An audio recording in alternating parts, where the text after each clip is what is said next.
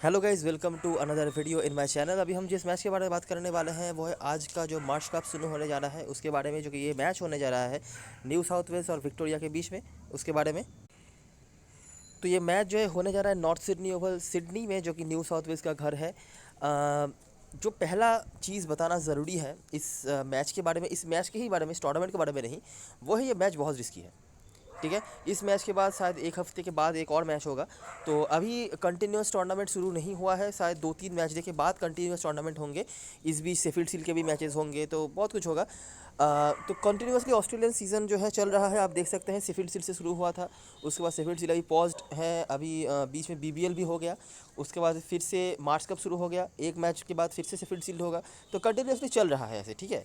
तो प्लेयर्स जो हैं उनको हर तरह के फॉर्मेट में ही खुद को मैनेज करना पड़ रहा है।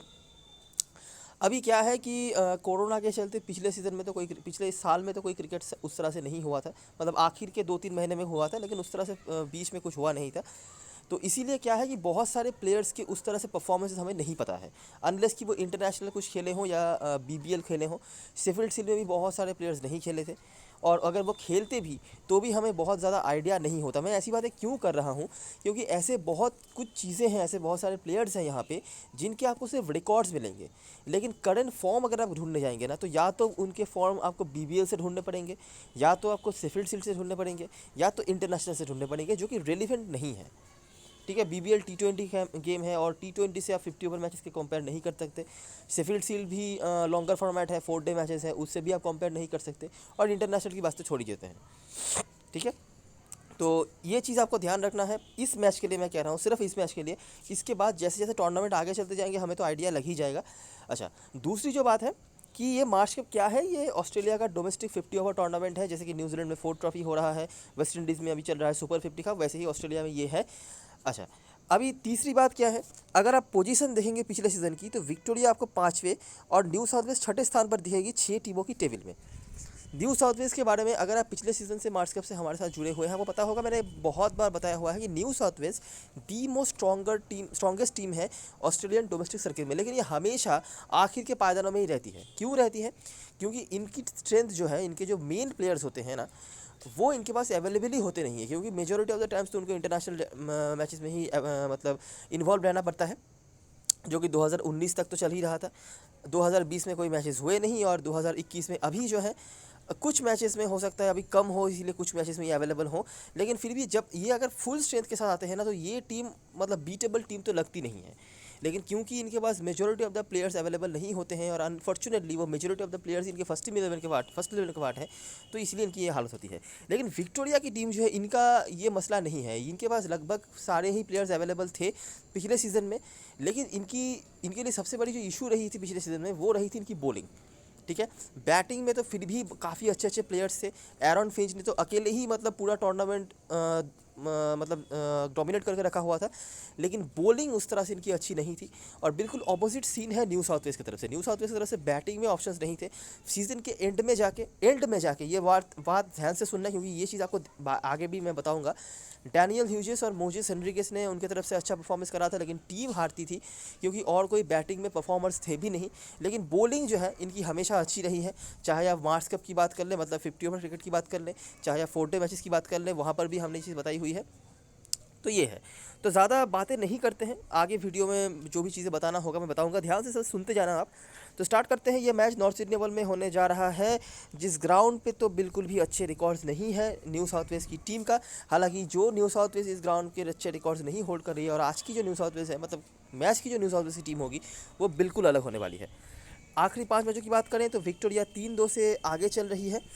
पिछले साल के परफॉर्मर्स की बात करें तो जैसे मैंने आपको बताया कि विक्टोरिया के बैटिंग में तो ख़राब परफॉर्मर्स नहीं थे। पीटर हैंड्सकॉम्ब जो हमेशा ही ऑस्ट्रेलियन डोमेस्टिक सर्किट में अच्छा करते हैं। एरन फिंच 81 का एवरेज था इनका, 6 में से 3 बार तो उन्होंने 50 प्लस स्कोर बनाए थे, और एक में 188 नॉट आउट भी थे। तो आप समझ सकते हैं किस लेवल के परफॉर्मर रहे थे पिछले सीजन में ये। विल सदरलैंड पिछले सीजन के स्टैंड आउट परफॉर्मर रहे थे। बैटिंग बॉलिंग दोनों तरफ से ही इन्होंने कंट्रीब्यूट करा था जब जब टीम को ज़रूरत आई थी। स्पेशली बॉलिंग से ये काफ़ी अच्छा कंसिस्टेंसी दिखा रहे थे। न्यू साउथ वेल्स के होगा जो 2 नाम मैंने आपको बताया, डैनियल ह्यूजेस और मोजेस हेनरिकेस। डैनियल ह्यूजेस का ये जो औसत आप देख रहे हैं ना, 73 का, अगर आप मतलब पहले के 3-4 मैचेस में देखेंगे ना, तो ये औसत मतलब 25 के ऊपर भी नहीं था। लेकिन आखिर के 2-3 मैचों में लगातार उन्होंने रन बनाए थे। अगर आपने वो टूर्नामेंट खेला होगा, आपको याद होगा, मैंने तो खेला ही था, मुझे याद है, क्योंकि मोजेस एंड्रिगेस लेकिन कंसिस्टेंट रहते हैं, ठीक है। मतलब आपको सीज़न के शुरुआत से एंड तक ही उनका अच्छा फॉर्म जो है देखने को मिलता है। और ये ज़्यादा ट्रस्टेबल प्लेयर नहीं थे पिछले सीजन में। डैनी ह्यूजेस आखिर के कुछ मैचेस में, मतलब शुरुआती मैचेस में तो लोग उनको कैप्टन बना रहे थे, तब वो रन नहीं बना रहे थे, और जब लोग इनको ड्रॉप कर रहे थे तब ये कैप्टन बनाने लायक परफॉर्मर बन चुके थे। अच्छा, और बॉलिंग में भी विल सदरलैंड के साथ कोलमैन, और यहाँ से अर्जुन नायर जो कि अवेलेबल नहीं है, और हैरी कॉनवे जो पिछले सीजन में काफ़ी अच्छा परफॉर्मर रहे थे। तो यही कुछ नाम है। और लेकिन जैसा कि आप देख सकते हैं, ये बॉटम दोनों टीमों की बात हो रही है पिछले सीजन की, तो इसलिए बहुत एक्स्ट्राऑर्डिनरी कुछ परफॉर्मेंसेस, मतलब गिने चुने परफॉर्मेंस के अलावा आपको देखने को नहीं मिल रहे हैं। डायरेक्टली आ जाते हैं और देखते हैं जब ये दोनों टीमें आमने सामने होती हैं तो क्या होता है। आखिरी 5 में से 4 मैच सिडनी में हुआ है। मैं कह रहा हूँ सिडनी, मैं नहीं कह रहा नॉर्थ सिडनी ओवल, क्योंकि सिडनी में ही समझ लीजिए 10 ग्राउंड्स हैं, मिनिमम 10 ग्राउंड्स तो हैं ही जहाँ पे ये सब मैचेस होते हैं। तो उनमें से 2 मैच इस ग्राउंड पे हुए हैं 4 में से, और बाकी 2 मैच किसी और ग्राउंड पे हुए हैं सिडनी के।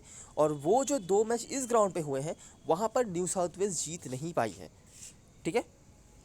उस तरह से कॉमन परफॉर्मेंस आपको देखने को नहीं मिलेगा किसी का। कुछ कुछ नाम हो सकते हैं, लेकिन काफ़ी मतलब पुराने मैचेस हैं, एक तो पुराने मैचेस हैं ही, और काफ़ी सारे प्लेयर्स अदल बदल हो चुके हैं, तो उस तरह से आप नाम के पीछे ना ही जाए तो बेहतर। तो देखते हैं। ये देखो, पहला मैच 309 रन बना, न्यू साउथ वेल्स ने चेस कर लिया। लीड किया किसने? Daniel Hughes. डैनियल ह्यूजेस जो है ना, मैं एज एन एवरेज कह रहा हूँ, डैनियल ह्यूजेस और मोजेस एंड्रिगेस सिडनी में कुछ अलग लेवल पे खेलते हैं, ठीक है। हो सकता है कि मैं मतलब आज के मैच की बात नहीं कर रहा हूँ, लेकिन अगर आप 10 मैच का एवरेज देखेंगे ना, तो ऑन एन एवरेज ये कुछ अलग लेवल पे आपको दिखेंगे। हो सकता है हर मैच पे नहीं, ठीक है। तो जो भी हो, तो यहाँ पे 309 बनाया था, जिनमें से कॉमन परफॉर्मर्स में से जो करंट स्क्वाड मेंबर्स में से अवेलेबल हैं वो है पीटर हैंड्सकॉम और नेथन लयॉन, पैट कमिंस के विकेट से, और यहाँ से जॉन हॉलैंड और डैनियल ह्यूजेस इनके परफॉर्मेंस से ये सारे अभी अवेलेबल हैं। अगला मैच विक्टोरिया ने बनाया था 242। यहाँ पर भी फिंच और मैक्सवेल के रन थे, तब मैथ्यू वेट खेलते थे विक्टोरिया की टीम के होकर, लेकिन अभी वो तास्मानिया के होकर खेलते हैं। तो यहाँ पर भी कमिंस के विकेट थे 3। न्यू साउथ वेल्स ने चेस कर लिया, 46 ओवर्स का टारगेट था, मतलब मैच छोटा हो गया था।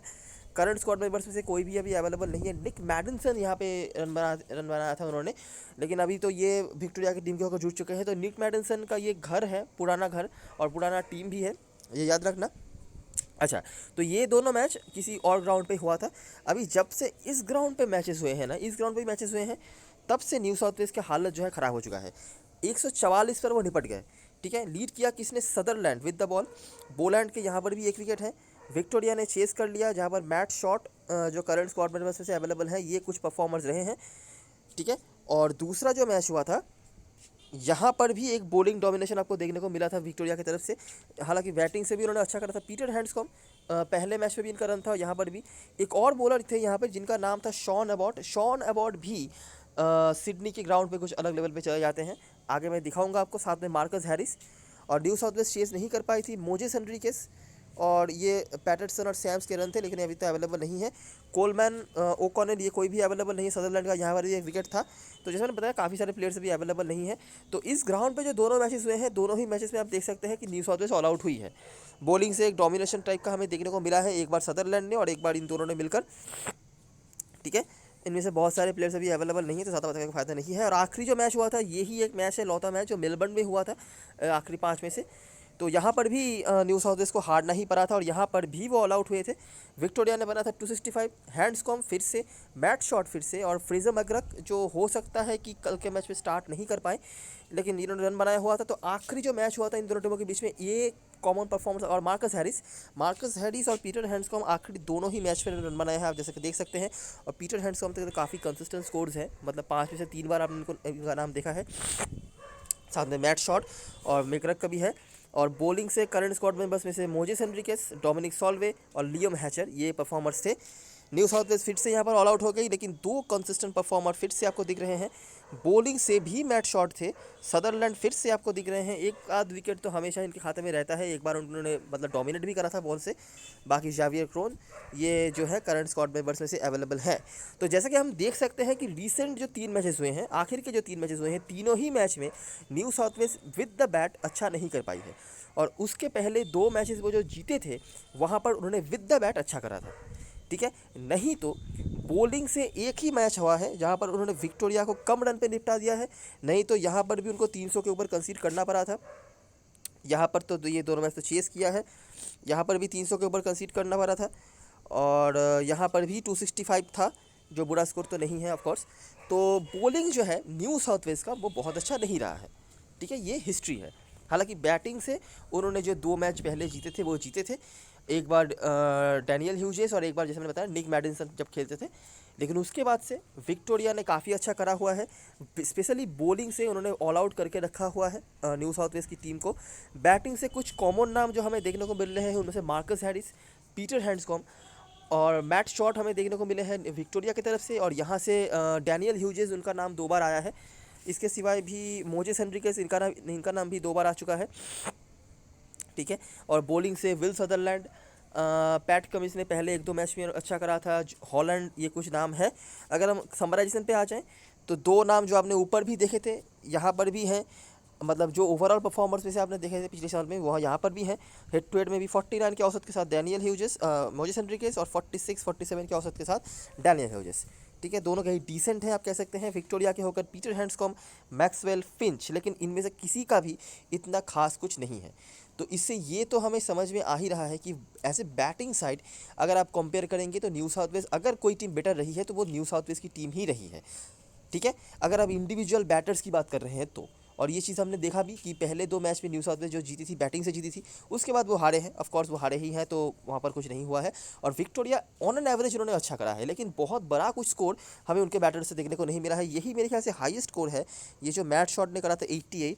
नहीं तो अगर आप इंडिविजुअल परफॉर्मेंस की बात करेंगे, देखिए यहाँ पर मैच हार चुकी थी न्यू साउथ वेल्स, लेकिन फिर भी 83-98 का इनिंग्स आया यहाँ पर। अच्छा 89 ये हाई स्कोर है हैंड्सकॉम्ब का, यहाँ पर भी 77 रन के इनिंग्स आए थे despite New south Wales match हार चुकी थी। यहाँ पर तो बैटिंग कोलैप्स हुआ, और यहाँ पर एक शतक, मेरे ख्याल से एक लौता शतक जो इस फिक्चर में आया है वो डैनियल ह्यूजेस ने ही बनाया हुआ है। इसके सिवाय भी जो नाम हमें देखने को मिलेगा, निक मैडिसन स्कोर 264 रन्स, और उनके खाते में भी एक शतक था और एक अर्धशतक था, लेकिन वो न्यू साउथ वेल्स के होकर पहले खेलते थे, ठीक है। बॉलिंग में बात करी जाए तो करंट स्क्वाड मेंबर्स में से शॉन अबॉट, यहाँ पर उनका नाम है 4 मैच 7 विकेट, लगभग 2 विकेट पर मैच के औसत से, और पैट कमिंस। विक्टोरिया का होकर विल सदरलैंड, कमाल का औसत चल रहा है इनका, हालांकि 1 मैच से 4 विकेट भी ले चुके हैं उसके बाद से, लेकिन कंसिस्टेंट विकेट टेकर लेकिन है, और कोलमैन जो कि अवेलेबल नहीं है। तो यह है सारी चीज़ें जो हेड टू हेड बताने लायक है। बहुत सारे प्लेयर्स अभी अवेलेबल नहीं है, ये तो जाहिर सी बात है, ये होंगे भी नहीं, लेकिन फिर भी जो हैं वो तो हमारे लिए इंपॉर्टेंट हो ही जाते हैं। आगे हम देखते हैं ग्राउंड के बारे में कि यहाँ हमें मिलता है। ग्राउंड में भी अगर हम परफॉर्मर्स को ढूंढने आए तो यहाँ पर भी 2 जो बेस्ट परफॉर्मर्स आपको दिखेंगे वो हैं मोजेस हेनरिकेस और डैनियल ह्यूजेस। मोजेस हेनरिकेस का औसत तो यहाँ पर 89 पर पहुँच गया है, और डैनियल ह्यूजेस जो इस ग्राउंड पे बहुत ज़्यादा एक्सपीरियंस रखते हैं, 10 मैचेस का है यहाँ पे, अगर हम पिछले 2-3 सालों की बात करें तो 72 का औसत इनका भी है, जो भी बहुत बुरा नहीं है। इसके सिवाय भी 2 और नाम यहाँ पर जुड़ जाते हैं, जो है जैक एडवर्ड्स और कर्टिस पैटरसन। जैक एडवर्ड्स पिछले सीज़न में तो उतना खास कुछ उनको मौका नहीं मिला, तो उतना खास कुछ कर भी नहीं पाए थे, लेकिन उसके पहले वाले सीज़न में उन्होंने काफ़ी अच्छा परफॉर्मेंस करा था। कर्टिस पैटरसन का एक ही अर्धशतक है सर, 37 का औसत है, बहुत खास भी नहीं और बहुत बुरा भी नहीं। बॉलिंग में लेकिन यहाँ पर एक नाम सर चढ़ के आपके बोलेगा, वो है शॉन अबॉट।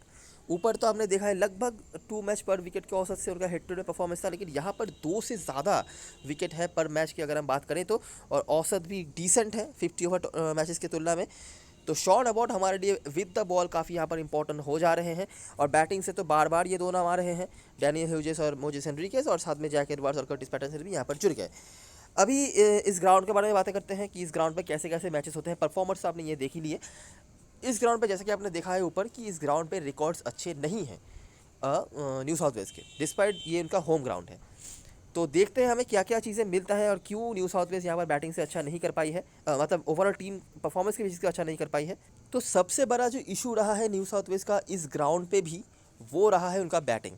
आखिरी मतलब 4 जो मैचेस वो इस ग्राउंड पे खेले हैं पिछले 2-3 साल को मिलाकर, हर मैच पे वो ऑल आउट हुए हैं। ये है हिस्ट्री, ध्यान से सुनना, ये है हिस्ट्री। क्या हुआ है देखते रहो। ये हुआ था आखिरी मैच, और एक लौता मैच जो पिछले सीजन में हुआ था, 237 ह्यूजेस ने यहाँ पर भी रन बनाया था, साथ में पीटर नेविल, गिल्स जो आज के मैच में खेलेंगे। तो आखिरी बार जब गिल्स इस मैच पे इस ग्राउंड पे खेल के गए हैं, उन्होंने रन बनाया था। पेसर्स के ही ज़्यादा से ज़्यादा विकेट है, और तास्मानिया का अगेंस्ट मैच था जहाँ पर हेजलवुड और लियोन की यहाँ पर विकेट रहे हैं। सिडनी के ग्राउंड के बारे में एक चीज़ मैं आपको ऑन एन एवरेज आइडिया दे दूँ। सिडनी के ग्राउंड पे रन्स बनते हैं, ठीक है। क्यों क्यों रन्स बनते हैं? क्योंकि यहाँ पे जनरली जो होता है थोड़ा सा ज़्यादा हेल्प मिलता है स्पिनर्स को। ये चीज़ आपको और भी ज़्यादा समझ में आएगी अगर जब आप 4 डे मैचेस या 5 डे मैचेस को देखेंगे सिडनी में जो मैचेस हो रहे हैं। मैं ओवरऑल सिडनी की बात कर रहा हूँ, मैं इस ग्राउंड की बात नहीं कर रहा कि स्पिनर्स को यहाँ पर हेल्प मिलता है। अभी क्या है कि ये ऑस्ट्रेलिया है, ये इंडिया पाकिस्तान तो है नहीं कि बहुत सारे क्वालिटी स्पिनर्स होंगे, तो हेल्प मिलता है लेकिन क्वालिटी वाले स्पिनर्स नहीं हैं। तो क्या होता है कि स्पिनर्स भी क्वालिटी वाले नहीं हैं, और क्योंकि पिच थोड़ा सा स्लोअर बिहेव करने लगता है धीरे धीरे, तो पेसर्स के लिए भी खास कुछ होता नहीं है, धीरे रन यहाँ पे बन जाते हैं, ठीक है। और इसीलिए आपको दिखेगा कि छोटे मोटे रन्स जो होते हैं ना, मतलब 250, 260, 70 तक भी यहाँ पर काफ़ी कम स्कोर नज़र आता है और वो चेज़ हो जाता है अगर कोई टीम इतना कम स्कोर बना रही है तो। लेकिन 300, 350 तक भी यहाँ पर बने हैं। वैसा भी एक मैच है जो मैं आपको दिखा दूंगा ताकि आपको ये ना लगे, क्योंकि देखिए न्यू साउथ वेल्स का मैंने पहले ही आपको बता दिया कि वो 4 बार ऑल आउट हो चुके हैं आखिरी 5 में से, तो उनके रन्स तो कम ही है। तो आपको ऐसा भी लग सकता है कि यहाँ पर शायद रन्स कम बनते हो, लेकिन ऐसी बात नहीं है। एक मैच जो हुआ है 2018-19 में, 18-19 वाले सीजन में, तो वहाँ मैं दिखा दूंगा कि यहाँ पर रन्स बनते हैं, ठीक है। तो देखो, तो ये हुआ 237 चेज़ जो है कर लिया था तास्मानिया ने, और वो भी काफ़ी आराम से 5 ओवर रहते। अगला मैच अगर हम देखेंगे तो देखिए विक्टोरिया ने पहले बैटिंग करा 327, जो कॉमन परफॉर्मर्स थे, और ये हैं आखिरी बार जब ये दोनों इस ग्राउंड पे इस टूर्नामेंट में खेल के गए हैं, मतलब मार्च कप में खेल के गए हैं। उन्होंने रन बनाया था जो है हैंड्सकॉम और मार्कस हैरिस। शॉन अबॉट के यहाँ पर विकेट्स थे 5। न्यू साउथ वेल्स चेस नहीं कर पाई, ठीक है। बैटिंग से फिर से यहाँ पर उनके लिए दिक्कतें आई। पैटरसन, मोजेस हेनरिक्स इन्होंने रन बनाया था, बॉलरों में से कोई अवेलेबल नहीं है। अच्छा, अगला मैच फिर से न्यू साउथ वेल्स का यहाँ पर बैटिंग में धक्का लगा। जैक एडवर्ड्स, पैटरसन, फिर से निक लार्किन। नोटिस करो आप, 3 में से 1 मैच में यहाँ पे ह्यूजेस का रन है, ठीक है। ह्यूजेस का ओवरऑल मैंने कहा है सिडनी में अच्छा परफॉर्मेंस है, लेकिन पर्टिकुलर इस ग्राउंड पे एक ही मैच में हमें रन दिख रहा है, वो भी 44, मतलब बड़ा कुछ स्कोर नहीं है। पेसर्स का ही डोमिनेशन है, ठीक है। ज़्यादा कुछ दिक्कतें नहीं है। यहाँ पर बैटिंग कोलाप्स करवा दिया था न्यू साउथ वेल्स ने, और वो मैच वो जीते थे। लीड किया किसने? एबॉट ने। एबॉट जो आखिरी 2 मैच यहाँ पे खेल के गए हैं, 5 विकेट वो लेके गए हैं, ठीक है। साथ में द्वाशुइस, ग्रीन, माइकी एडवर्ड्स, इनके भी विकेट थे। द्वाशुइस पिछले 1-2 सीज़न में उतना ज़्यादा कुछ खेले नहीं थे, अभी इस सीज़न में फिर से अवेलेबल है, पहले मैच में तो कम से कम। अच्छा, तो ये 3 मैच आप देख सकते हैं ज़्यादा रन्स बने नहीं हैं। ये जो विक्टोरिया ने बनाया था 327 यही है, इसके अलावा ज़्यादा आपको जो है रन्स देखने को नहीं मिल रहे हैं। लेकिन ऐसी बात नहीं है कि यहाँ पर रन्स बन नहीं सकते हैं। ये देखिए, एक मैच हुआ था क्वींसलैंड और साउदर्न ऑस्ट्रेलिया का, 363, ठीक है, मैमोथ स्कोर, और वो लगभग चेज़ हो भी गया था। 47 ओवर्स में 334, मतलब अगर शायद विकेट रहता तो शायद और भी क्लोज जा सकती थी टीम यहाँ पे। तो दोनों इनिंग्स मिलाकर लगभग 700 के करीब रन बने, ठीक है। एक इनिंग्स में तो 5, दूसरे इनिंग में 10 विकेट गिरे। और दूसरे इनिंग में जैसे मैंने आपको बताया कि जैसे जैसे मैच आगे चलता जाता है, पिच थोड़ा सा स्लोअर बिहेव करता है यहाँ पे। दूसरे इनिंग्स पे यहाँ पर आपको स्पिनर्स के जो है ज़्यादा विकेट दिख रहे हैं, जो भी यहाँ पर स्पिनर्स खेल रहे थे, मैट कुनमन और स्वेप्सन खेल रहे थे शायद, तो उन्होंने यहाँ पर विकेट्स निकाला था, ठीक है। रन्स बने थे लेकिन विकेट्स निकाले थे स्पिनर्स ने दूसरे इनिंग में ज़्यादा, ठीक है। और यही बात है कि अगर आपके पास स्पिनर्स होते हैं तो आप विकेट यहाँ पर निकाल सकते हैं, लेकिन मेजॉरिटी ऑफ द टीम्स के पास, क्योंकि ऑस्ट्रेलिया है तो उतने क्वालिटी स्पिनर्स होते नहीं हैं, इसीलिए वो उनको भी रन पड़ता है और पिच स्लो हो जाता है, तो जो ज़्यादा से ज़्यादा पेसर्स खेलते हैं उनको तो वैसे भी हेल्प नहीं मिलता है, तो वहाँ से भी रन बनने शुरू हो जाते हैं। लेकिन न्यू साउथ वेल्स की बैटिंग यहाँ पर अच्छी नहीं हुई है। ऊपर आपने 3 मैच देखा, और आखिरी जो मैच है यहाँ पर तो ये आपने मैच देख ही लिया था, बैटिंग कोलैप्स हुआ था, जहाँ पर सदरलैंड ने यहाँ से लीड किया था। तो सदरलैंड के भी यहाँ पर अच्छे परफॉर्मेंस रहे हैं इस ग्राउंड पे, आप देख सकते हैं, और मैट शॉट, ठीक है। तो यही है कहानी, न्यू साउथ वेल्स के रिकॉर्ड्स अच्छे नहीं हैं इस ग्राउंड पे as a team, as a batting side, ठीक है। बॉलिंग उन्होंने सही करा है, शॉन अबॉट ने तो आपने देख ही लिया है, धागा खोल के रखा हुआ है। ओवरऑल जितना मौका उनको मिला है उन्होंने ठीक ठाक करा है, लेकिन बैटिंग बिल्कुल भी अप टू द मार्क हमें नज़र नहीं आ रही है, और यही बात है। लेकिन इस ग्राउंड पे रन बन सकते हैं, तो अभी हमें देखना यह है कि न्यू साउथ वेल्स की अभी ये तो हिस्ट्री वगैरह है, जो जो खेले हैं वो आपने प्लेयर्स देख ही लिए हैं, लेकिन अभी तो कुछ चेंजेस हुए हैं, और ऐसे कौन कौन से प्लेयर्स हो सकते हैं जो इस ट्रेंड को तोड़ें, जो हिस्ट्री है उसको ब्रेक करें, ठीक है। तो देख लेते हैं प्रोबेबल प्लेइंग 11 क्या हो सकता है दोनों टीमों का। न्यू साउथ वेल्स की तरफ से डैनियल ह्यूजेस और Jack Edwards most probably opening करते हुए आपको दिखेंगे। अच्छा, जैक एडवर्ड्स के जगह पर ओली डेविस भी आ सकते हैं। ओली डेविस आपने देखा ही होगा, बीबीएल में काफ़ी नाम कमा चुके हैं इस सीज़न में, और ऑस्ट्रेलियन अंडर 19 टीम के होकर भी कंसिस्टेंटली खेल चुके हैं, कैप्टनसी भी मेरे ख्याल से कर चुके हैं। तो ये भी आ सकते हैं टॉप ऑर्डर में। तो ये चीज़ देखना होगा, लेकिन मुझे लगता है कि फर्स्ट मैच में ही ओली डेविस को यहाँ पर लाना सही नहीं होगा। जैक एडवर्ड्स एक्सपीरियंस्ड हैं, ट्राइड एंड ट्रस्टेड वाले प्लेयर हैं, तो इनको मौका ज़रूर मिलना चाहिए। बाकी अब देखना पड़ेगा टीम क्या करती है। अच्छा, स्टीव स्मिथ आएंगे। अभी ये किस क्वालिटी के प्लेयर हैं, इनके पास क्या एबिलिटी है, ये मुझे बताने की ज़रूरत नहीं है, ये सारी दुनिया को पता है, ठीक है। लेकिन इतना मैं आपको कह सकता हूँ कि डोमेस्टिक में इनके कोई रिकॉर्ड्स नहीं है, और पिछले सीजन में एक ही मैच उन्होंने खेला था, और उस मैच इसी ग्राउंड पे मेरे ख्याल से उन्होंने खेला था। उस मैच में वो खास कुछ कर नहीं पाए थे। जो मैच आपने ऊपर देखा ना, नॉर्थ सिडनी ओवल में, जो एक पिछले सीजन का एक ही मैच हुआ था, जो ये वाला मैच था, ये वाला, तो यहाँ पर इन्होंने खेला था। और सिर्फ ये नहीं, डेविड वार्नर खेले थे, हेजलवुड खेले थे, नेथन लियोन खेले थे, मिचेल स्टार्क खेले थे। इनमें से कोई भी नहीं खेला था, मतलब कम परफॉर्मेंस नहीं कर पाए थे उस तरह से, ना ही डेविड वार्नर, ना ही स्टीव स्मिथ, ना ही मिचेल स्टार्क। लेकिन वो एक ही मैच है, और ज़रूरी नहीं कि उस मैच में नहीं करा है तो इस मैच में नहीं करेंगे। और स्मॉल लीग में तो गलती से भी गलती मत कर लेना इनको ड्रॉप करने का, चाहे आप इनकी वजह से किसी को भी आपको ड्रॉप क्यों ना करना पड़े। लेकिन रिस्क वगैरह लेना है और बड़ी लीग में ट्राई करना है तो वो आप कर सकते हो। उसके बाद कर्टिस पैटरसन है, जो मुझे नहीं लगता स्मॉल लीग में आप लेने वाले हो। मोजिस एनरिकेस मस्ट हैव है मेरे हिसाब से, बोलिंग भी थोड़ी बहुत करवा सकते हैं, और ऐसा कोई चीज़ नहीं है जो मोजिस एनरिकेस के बारे में आपको मैं कह सकूँ कि नहीं लो। जिस तरह के फॉर्म पर ये हैं, जिस तरह के रिकॉर्ड्स ये हैं, और मतलब जैसे जैसे इनके उम्र बढ़ते जा रहे हैं, ये तो और भी अच्छे फॉर्म पे नज़र आते जा रहे हैं मेरे को। साथ में मैट गिल्स, लास्ट बार जो उन्होंने खेला था, उन्होंने रन बनाया था, मैनेज कर पाना मुश्किल होगा इनको। पैट कमिंस टीम की कैप्टनसी करेंगे, बस यही मैं कह सकता हूँ। शॉन अबाउट मेरे लिए मस्ट हैव है, ठीक है। इनके रिकॉर्ड्स कमाल के हैं, और ये बैटिंग से कमाल के फॉर्म पे चल रहे थे शेफील्ड शील्ड में। मतलब जो 4 मैचेस हुए थे वहाँ पे, बॉलिंग से तो चलिए ठीक ठाक ही रहे थे, लेकिन बैटिंग से कमाल के फॉर्म पे चल रहे थे। तो मैं तो इनको ड्रॉप नहीं करने वाला। और अगर फिर से जो हिस्ट्री है न्यू साउथ वेल्स के बैटिंग कोलैप्स का, अगर वो फिर से हो जाता है, तो इनके पास प्रॉपर बैटिंग भी आने वाली है, जो ये कर सकते हैं काफ़ी अच्छी। उसके बाद Nathan Lyon, Liam Hatcher, Harry Conway. Liam Hatcher के जगह पर यहाँ पर बेन द्वाशुइस खेल सकते हैं, और ये एक चेंज जो मुझे लगता है, ये एक मुझे लगता है ऑल्टरनेशन आपको देखने को मिल सकता है। बेन द्वाशुइस एक्सपीरियंस्ड हैं और बड़े नाम हैं, बीबीएल से आए हैं, क्योंकि तो हो सकता है कि लोग मतलब टीम इनको ही खिलाए। लेकिन हैरी कॉनवे मैं बिल्कुल भी नहीं चाहूँगा कि इनको ड्रॉप करें।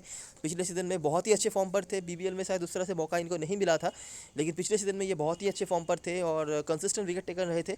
तो मुझे नहीं लगता कि इतने बड़े नाम के बीच में, मतलब इतना अच्छा टैलेंट जो था पिछले सीजन में उभर के आया था, इनको ड्रॉप कर दे टीम। ये तो मैं पर्सनली नहीं चाहूँगा, बाकी अभी टीम की जो मर्जी है वही करेंगे। विक्टोरिया की तरफ से बात करी जाए तो सैम हार्पर और मार्कस हैरिस ओपनिंग करेंगे। खास कुछ परफॉर्मेंस नहीं है दोनों का ही पिछले सीजन की अगर हम बात करें। हालांकि सैम हार्पर ने 20 मैचेस में तो बीबीएल में काफ़ी अच्छा करा हुआ है, और मेरे ख्याल से काफ़ी अच्छे क्रेडिट से भी बन सकते हैं आपके लिए। ओपनिंग भी करेंगे, कीपिंग के पॉइंट्स तो अलग से देंगे ही। मार्कस हैरिस और पीटर हैंड्सकॉम्ब, इनके रिकॉर्ड्स इस फिक्सचर में और इस ग्राउंड पे दोनों में ही अच्छे हैं। उसके बाद मैकेंजी हार्डवे, एक और काफ़ी टैलेंटेड इंडिविजुअल। मैकेंजी हार्डवे, ओली डेविस, ये ऑस्ट्रेलिया अंडर-19 टीम के कंसिस्टेंट परफॉर्मर्स में से थे। हालांकि कितना टीम इनको यूटिलाइज़ करेगी ये मुझे पता नहीं, और ये इनका पहला ही मैच होगा मतलब 50 ओवर क्रिकेट्स में, तो एक प्रेशर भी बनेगा। बाकी क्रेडिट सेवर बन सकते हैं, इतना ही मैं कह सकता हूँ, इनसे ज़्यादा कुछ नहीं कह सकता। उसके बाद निक मैडिसन आएंगे। निक मैडिसन पहले न्यू साउथ वेल्स के होकर खेलते थे, और डैनियल ह्यूजेस के अलावा एकमात्र ऐसे प्लेयर हैं जो इस फिक्चर में शतक लगा के आ रहे हैं। हालांकि वो न्यू साउथ वेल्स के होकर लगाया था उन्होंने, लेकिन जो भी हो, अपना पुराना टीम है, अपने पुराने प्लेयर्स को वो ज़रूर आसानी से खेल सकेंगे, ये एक्सपेक्टेड है। और ग्राउंड भी इनको काफ़ी मतलब जाना पहचाना लगेगा। उसके बाद मैट शॉट, मुझे नहीं लगता कि बड़े बड़े नामों के बीच में लोग इनको कंसिडर भी करने वाले हैं, लेकिन आपने देखा है ये कितने अच्छे रिकॉर्ड्स होल्ड कर रहे हैं, और पिछले सीजन में काफ़ी हैंडी प्लेयर के तौर पे सामने आए थे। बॉलिंग भी, ओपनिंग बॉलिंग पे आ सकते हैं ये, बैटिंग भी अच्छी खासी कर लेते हैं। और आखिरी मैच जो खेला गया था इस फिक्चर में, वहाँ पर भी उन्होंने रन बनाया हुआ है। इवन आखिरी जो मैच इन्होंने इस ग्राउंड पे भी खेला था वहाँ पर भी उन्होंने 40+ को स्कोर बनाया था। उसके बाद विल सदरलैंड मेरे लिए मस्ट हैव है, मैं तो इनको ड्रॉप नहीं करने वाला। पिछले सीजन के स्टैंड आउट परफॉर्मर रहे थे, बीबीएल में क्या किया है नहीं किया है उससे मुझे कोई फ़र्क नहीं पड़ता, लेकिन यहाँ पे विक्टोरिया की टीम में, क्योंकि इनके टीम में वैसे भी बहुत बड़े बड़े प्लेयर्स की कमी तो है, तो विल सदरलैंड मेरे लिए ड्रॉपेबल प्लेयर नहीं है। उसके बाद जेम्स पैटिंसन, जॉन हॉलैंड, दो और अच्छे ऑप्शंस हैं आपके पास। जॉन हॉलैंड इस ग्राउंड पे स्पेशली सेकंड इनिंग्स में आपके लिए काफ़ी इंपॉर्टेंट रोल प्ले करते हुए दिख सकते हैं। ये एक ऐसे स्पिनर है जो विकेट लेना जानते हैं, ठीक है, और अगर पिच से थोड़ा बहुत हेल्प मिल जाए तब तो और भी इंपॉर्टेंट हो सकते हैं आपके लिए। उसके बाद जैक इवांस और जेवियर क्रोन। जैक इवांस को सारी जनता ले रही है, क्यों ले रही है? क्योंकि बीबीएल में उन्होंने काफ़ी अच्छा करा था। लेकिन अगर आप मेरा वोट मानेंगे ना, तो जेवियर क्रोन काफ़ी अच्छा करके आ रहे हैं 50 ओवर टूर्नामेंट्स में डोमेस्टिक सर्किट में, ठीक है। पिछले सीज़न में भी मेरे ख्याल से ज़्यादा मौके इनको नहीं मिले थे। तो अगर आपको दोनों में से एक को लेना है तो मैं जेवियर क्रोन ही सजेस्ट करूँगा। ठीक है, बाकी आपकी मर्ज़ी है, लेकिन मुझे लगता है कि आप बहुत ज़्यादा स्पेस जो है मैनेज नहीं कर पाएंगे, क्योंकि अगर आप सदरलैंड को लेंगे, पैटिंसन को लेंगे, हॉलैंड को लेंगे स्पेशली सेकंड इनिंग्स में, तो हो सकता है कि इन दोनों में से किसी को भी मैं तो पर्सनली मैनेज नहीं कर पाऊँ। बाकी देखते हैं किस तरह से हम टीम बना पाते हैं। बेंच पे होंगे जैक फ्रेजर मैकगर्क, टैलेंटेड हैं, कुछ मैचों में अच्छा करा भी हुआ था, बीबीएल में कंसिस्टेंट स्कोरर हैं एज लेवल क्रिकेट में। तो बाकी कितने मौके मिलेंगे ये देखना ज़रूरी होगा। कैप्टन वाइस कैप्टन चॉइस की बात करें, विक्टोरिया के होकर हैंड्सकॉम और हार्पर सेफेस्ट में होंगे। हैंड्सकॉम हो सकता है काफ़ी कम लोग लें क्रेडिट के इशू की वजह से, लेकिन मेरे लिए बहुत इंपॉर्टेंट प्लेयर हैं। उसके बाद विल सदरलैंड और मार्कस हैरिस मेरे लिए रहेंगे। मैकेंजी हार्वे अभी तक तो कुछ खास करा नहीं है, लेकिन बीबीएल में इनके पास काफ़ी एक्सपीरियंस हो चुका है ऑलरेडी। मेरे ख्याल से दूसरा या तीसरा सीज़न है उनका बीबीएल में, तो सीनियर लेवल क्रिकेट में यूज टू तो है, और एज लेवल क्रिकेट में तो ये बहुत ही कंसिस्टेंट परफॉर्मर रहे हैं। थोड़ी बहुत बॉलिंग भी मेरे ख्याल से कर सकते हैं, हालांकि बॉलिंग के चांसेस आप छोड़ ही दीजिए। उसके बाद Matt Short, New south Wales की तरफ से मोजेस हेनरिकेस और स्टीव स्मिथ, ये सबके स्टीव स्मिथ आप समझ चलो सबके कैप्टन या वाइस कैप्टन में से तो होंगे ही स्मॉल लीग में, और मोजेस हेनरिकेस भी होने चाहिए। और उसके बाद कमिंस और एबॉट मेरे लिए पहले प्रेफरेंस होंगे, अगर आपको मतलब दोनों में से एक को लेना है। हालांकि सजेस्ट तो मैं यही करूँगा दोनों के ही लेकर चलो, क्योंकि दोनों के ही पास ऑलराउंडर की एबिलिटी है। और उसके बाद ह्यूजेस और लियम हैचर में से कोई एक। नेथन लियोन आपके लिए इंपॉर्टेंट हो सकते हैं सेकंड इनिंग्स में। याद रखना सेकंड इनिंग्स में स्पिनर्स का थोड़ा प्रायोरिटी ज़्यादा मिलेगा। ओवरऑल सिडनी में स्पिनर्स को हेल्प मिलता है, लेकिन अगर आपको स्पिनर लेना ही है, ज़्यादा तो आप नहीं लोगे ऑफकोर्स, लेकिन अगर आपको लेना ही है तो सेकंड इनिंग्स में ज़्यादा प्रायोरिटी देना। तो ये रही सारी चीज़ें और सारी एनालिसिस। अभी एक बार देख लेते हैं ड्रीम 11 की टीम। तो अभी जिन जिन प्लेयर्स का सिलेक्शन परसेंटेज ज़्यादा है ना, उनमें से बहुत सारे प्लेयर्स नहीं खेलेंगे। तो अभी के लिए तो ये टीम काफ़ी लेस सिलेक्टेड प्लेयर्स को लेकर आपको दिख रहा होगा, लेकिन इसको ज़्यादा सीरियसली मत लो। तो देखिए स्टीव स्मिथ मेरे पास बहुत सारे क्रेडिट हैं, क्योंकि बहुत सारे बड़े बड़े प्लेयर्स नहीं खेलेंगे क्योंकि। तो स्टीव स्मिथ यहाँ से, पीटर हैंड्सकॉम्ब यहाँ से, निक मैडिसन को मैंने दे दिया है। इनका सिलेक्शन परसेंटेज तो कम है, लेकिन रीज़न मैंने बता दिया है आपको, ये थोड़ी बहुत बॉलिंग भी करवा लेंगे स्पेशली सेकंड इनिंग्स में। तो ऑलराउंडर में Shawn Abbott, Moses Henriques, will Sutherland मेरे लिए मस्ट है। मैट शॉट को अगर आप लेना चाहो ले सकते हो, अगर आपको लग रहा है कि नहीं बहुत रिस्क हो जा रहा है आप रिमूव भी कर सकते हो। 2 स्लॉट्स हैं मेरे पास अभी अवेलेबल। इन 2 स्लॉट्स में मेरे पास जो बैट्समैन का पोजीशन है, मार्कस हैरिस आखिरी 2 मैच पर इन्होंने रन बनाया हुआ है और फॉर्म पे भी हैं, शेफील्ड शील्ड से ये अच्छे फॉर्म पर हैं। उसके बाद डैनियल ह्यूजेस का ऑप्शन है। डैनियल ह्यूजेस तो मतलब ऐसे कोई रिकॉर्ड्स नहीं है जो आपको इनको लेने से रोक सके, लेकिन फॉर्म उतना अच्छा नहीं है। मैं बीबीएल की बात नहीं कर रहा बिल्कुल भी, शेफील्ड शील्ड में भी उतने अच्छे फॉर्म पर नहीं नज़र आए थे, जहाँ पर वो मतलब राज करते हैं जनरली। यहाँ पर तो फॉर्म पे नहीं नज़र आए थे। कर्टिस पैटरसन का भी ऑप्शन है, लेकिन स्मॉल लीग में टेकेबल नहीं है, ये तो मैं बता ही सकता हूँ। अच्छा, डैनियल ह्यूजेस को 8.5 क्रेडिट में दे दिया है, ये चीज़ याद रखना। ये जिस लेवल के प्लेयर हैं, सीज़न ख़त्म होते होते अगर ये क्रेडिट 10 तक भी पहुँच जाए ना, तो ज़्यादा चौंकिएगा नहीं। अच्छा, और यहाँ पर ओली डेविस, जैक एडवर्ड्स और मैकेंजी हार्वे, ये तीनों ऑप्शंस हैं। इनमें से अगर आप मुझसे पूछेंगे, Jack Edwards tried and trusted वाले प्लेयर हैं, ठीक है। और ओली डेविस जो है ये बेटर ऑप्शन मुझे नज़र आते हैं अगर दोनों यंगस्टर्स में से आप बात करेंगे, मैकेंजी हार्वे और ओली डेविस में से। कंसिस्टेंट नहीं है, कंसिस्टेंसी के मामले में मैकेंजी हार्वे ही कंसिस्टेंट है, मतलब हो सकता है डेली आपको 30-40 रन का बना दे, लेकिन ओली डेविस के पास बड़े इनिंग्स खेलने की भी एबिलिटी है, ठीक है। और मतलब लेट में भी आके ये हिटिंग कर सकते हैं, अगर खेलते हैं तो चांस है कि ओली डेविस नहीं भी खेलें। अच्छा, और बाकी फ्रेजर मैकगर्क का भी ऑप्शन होगा, लेकिन मुझे नहीं लगता आप कहीं से मैनेज कर पाएंगे इनको। मैट शॉट एक ऑप्शन है, इनके ऊपर अगर आप चाहो तो रिस्क ले सकते हो। मैंने अभी के लिए लेकर रखा है। बॉलरों में से पैट कमिंस और जेम्स पैटिंसन हमारे लिए पहले प्रेफरेंस होने चाहिए अगर आप देखेंगे तो। बाकी ऑप्शंस में से जॉन हॉलैंड और यहाँ पे नेथन लियोन, ये दोनों ऑप्शंस हैं। जो भी टीम दूसरी इनिंग में बॉलिंग करेगी आप इनमें से किसी को भी ले सकते हो। मतलब अगर न्यू साउथ में दूसरी इनिंग में बॉलिंग करती है तो नेथन लियोन, और अगर यहाँ से विक्टोरिया बॉलिंग करती है दूसरी इनिंग्स में तो जॉन हॉलैंड। बेन द्वाशुइश को लोग ले रहे हैं, अगर दोनों खेलते हैं बेन द्वाशुइश और हैरी कॉनवे, तो मेरा प्रेफरेंस हैरी कॉनवे के साथ होगा, अगर आपको दोनों में से एक को लेना है तो, ठीक है। इसके सिवाय भी बेंच पे आपके पास ऑप्शन होगा जेवियर क्रोन का, आपके पास ऑप्शन होगा लियम हैचर का। चाहो तो ले सकते हो, लेकिन मैं स्मॉल लीग है इसलिए मैनेज नहीं कर रहा है। जैक इवांस के लिए मेरे पास कोई स्पेस नहीं है, ठीक है। बाकी देखो क्या है कि सिलेक्शन परसेंटेज देख के अगर लोग टीम बनाएं तो बीबीएल के परफॉर्मेंस के बेसिस पर लोग ले भी सकते हैं। मैं ऐसा नहीं कह रहा कि परफॉर्मेंस नहीं करेंगे, कर सकते हैं, लेकिन इनसे बेटर रिकॉर्ड्स होल्डर मेरे पास अवेलेबल हैं जिनको मैंने रखा है। कैप्टन वाइस कैप्टन चॉइस की बात करें, देखिए स्टीव स्मिथ डोमेस्टिक सर्किट में अभी तक तो मैंने कुछ देखा नहीं है। ऑफकोर्स ये ज़्यादा मैचेस खेले नहीं है, लेकिन इनको मतलब अंडर एस्टिमेट करने लायक मिनिमम पॉइंट भी मेरे पास नहीं है, ठीक है। तो अगर आप चाहो इनको बना सकते हो और ये पकड़ के चल सकते हो कि बहुत सारी जनता ऐसी आएगी जिनको कैप्टन हसन बनाएगी। लेकिन अगर आपको रिकॉर्ड्स के बेसिस पे भी कोई ऑप्शंस चाहिए, ठीक है, तो मोजेस हेनरिक है, Sean Abbott, specially Sean Abbott के बारे में तो मुझे बहुत ज़्यादा गट फीलिंग अगर आप कहेंगे तो वो आ रहा है, क्योंकि बॉलिंग में तो इन्होंने अच्छा करा ही हुआ है, बैटिंग से भी बहुत अच्छे फॉर्म पर रहे हैं। और अगर ट्रेंड ऐसा चलता है, जैसा जैसा आ रहा है ट्रेंड वैसा ही चलता रहा, तो शॉन अबॉट के पास बैटिंग प्रॉपर्ली आनी है। और उसके बाद निक मैडिसन, जिनके रिकॉर्ड्स काफ़ी अच्छे हैं इस फिक्सचर में, लेकिन दूसरे साइड के होकर खेलते थे जब, ठीक है। और पीटर हैंड्सकॉम्ब, इन्होंने बड़े बड़े इनिंग्स भी खेले हुए हैं इस फिक्सचर में, और इनके रिकॉर्ड्स भी आपने देखा ही है, अच्छा है, ठीक है। बड़ी लीग में ट्रायबल ऑप्शंस में से विल सदरलैंड है, और मैट शॉट टीम में रख लो, वही वाली बात होगी। और बड़ी लीग में बैट्समैनों में से यहाँ पे ओली डेविस अगर खेलते हैं तो, या फिर मैकेंजी हार्पर, इन दोनों पे ज़रूर ट्राई करना। सैम हार्पर के पास मेरे पास स्पेस नहीं है, क्योंकि मैंने यहाँ पे मैट शॉट को लेकर रखा है, तो मैट शॉट ही एक मतलब रिमूवेबल ऑप्शन है, इनके जगह पर आप किसी और पोजीशन पे एक और एक्स्ट्रा प्लेयर को ले सकते हो, ठीक है। तो ये रही सारी चीज़ें और सारी एनालिसिस। अगर आपको वीडियो अच्छा लगा हो तो लाइक ज़रूर करना, सब्सक्राइब करना चैनल को, और टेलीग्राम चैनल पे ज़रूर ज्वाइन हो जाना, क्योंकि लास्ट वन पे सारी अपडेट्स वगैरह वहीं पे आती है। तब तक के लिए best of luck for this match and goodbye for now.